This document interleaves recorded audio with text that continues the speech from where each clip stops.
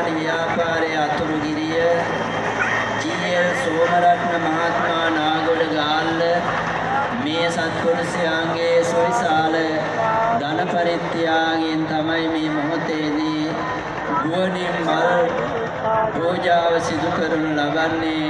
මේ ගුවනින් කරන මල් පූජා අසිරිය ඒනම් සඳහන් කළ සත්පුරුෂයන්ට පවුලේ හැම දෙනාට උදව් උපකාර අනුමෝදන් කළ සියලුම දෙනාට මනම්බඳු ජීවිත පෙරින් පාරමී සපුරන්නට ලැබේවා කියලා කවුරු සාදුකාරයක් දෙන්න.